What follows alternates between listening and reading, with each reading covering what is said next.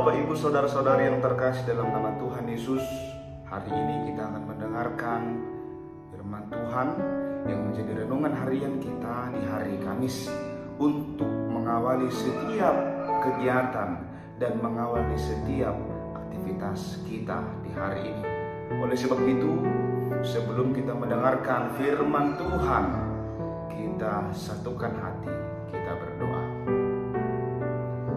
Allah Bapa yang bertata dalam kerajaan surga, terima kasih Tuhan, kami mengucap syukur kepadamu atas segala penyertaan dalam kehidupan kami. Tuhan, di hari ini kami akan mendengarkan firman-Mu yang menjadi sebuah renungan mengawali setiap aktivitas kami, agar kami memulai dengan penuh sukacita dan penuh semangat.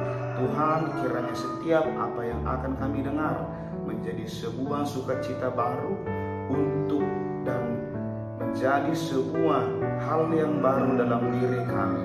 Terima kasih Tuhan Yesus, kami manusia yang penuh dengan dosa. Ampunilah dosa dan kesalahan kami. Di dalam nama anak Tuhan Yesus Kristus kami berdoa dan mengucap syukur. Amin. Firman Tuhan pada hari ini tertulis dalam kitab Yesaya 9 ayatnya yang ketiga. Yesaya 9 ayat 3. Saya akan baca untuk kita semua. Sebab kuk yang menekannya dan gandar yang di atas bahunya serta tongkat si penindas telah kau patahkan seperti pada hari kekalahan Midian. Sekali lagi. Sebab kuk yang menekannya dan gandar yang di atas bahunya serta tongkat si penindas telah kau patahkan seperti pada hari kekalahan Midian. Demikian firman Tuhan. Bapak Ibu Saudara-saudari yang terkasih, ayat ini adalah kabar gembira tentang kemenangan dan kebebasan yang luar biasa dari Allah. Di tengah janji tentang kedatangan Mesias yang membawa terang, kita diingatkan bahwa Allah akan bertindak melawan segala bentuk penindasan yang berusaha menekan umatnya. Yesaya 9 ayat 3 adalah ungkapan sukacita atas kemerdekaan yang diberikan Allah, dan ini menunjukkan kuasanya untuk menghancurkan setiap beban berat yang kita pikul. Ayat ini menggambarkan juga dengan jelas bagaimana bangsa Yehuda dulu ditindas. Ada kuk yang seperti alat di leher hewan membuat mereka tidak bebas dan dikendalikan. Ada gandar yang juga digunakan seperti kayu pemikul beban berat yang seringkali dipaksakan. Lalu ada tongkat si penindas yang melambangkan kekuasaan yang jahat dan kekerasan untuk mengendalikan. Dalam hidup kita sekarang juga Bapak Ibu Saudara-saudari, kita juga bisa merasakan hal-hal yang seperti kuk, gandar, dan tongkat. Misalnya beban dosa dan rasa bersalah yang mengikat kita dan membuat hati nurani kita berat. Rasa bersalah dan penyesalan terus menghantui seperti beban berat di pundak. Keterikatan dan kebiasaan buruk, ketergantungan pada hal duniawi atau kebiasaan buruk bisa membatasi kebebasan kita sebagai pengikut Kristus. Tekanan dan ketidakadilan juga mungkin menjadi sebuah hal yang mungkin tidak adil atau sistem yang tidak adil yang semuanya terasa seperti beban yang berat. Iblis dan roh jahat juga adalah sebuah bentuk penindas yang berusaha mengikat dan menyesatkan kita dengan berbagai cara.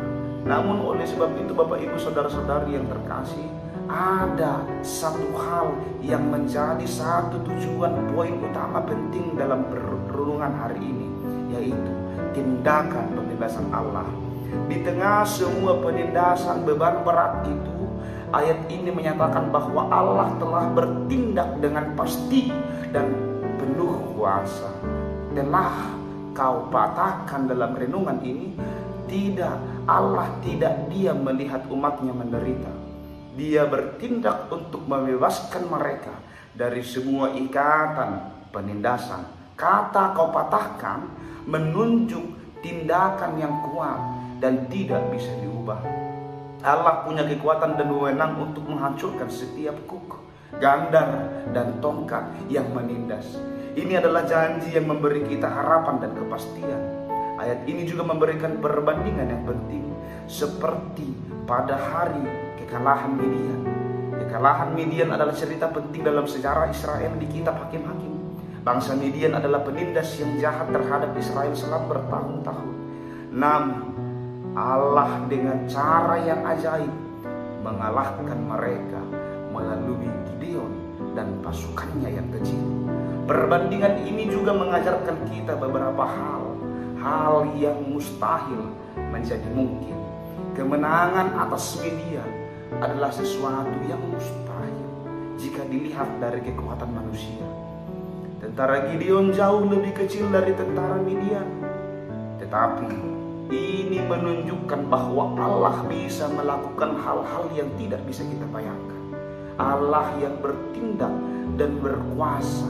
Kemenangan atas Midian sepenuhnya karena Allah. Dia yang memberi Gideon rencana, keberanian, dan kemenangan. Begitu juga kebebasan dari penindasan selalu datang dari Allah dan kuasanya. Musuh dikalahkan total. Kekalahan Midian adalah kekalahan yang menyeluruh dan mengakhiri penindasan mereka terhadap Israel. Ini memberi kita harapan bahwa Allah akan mengalahkan semua musuh dan belenggu yang menindas kita sepenuhnya. Jadi saudara-saudari, janji pembebasan dalam Yesaya 9 ayat 3 adalah kabar baik bagi kita hari ini.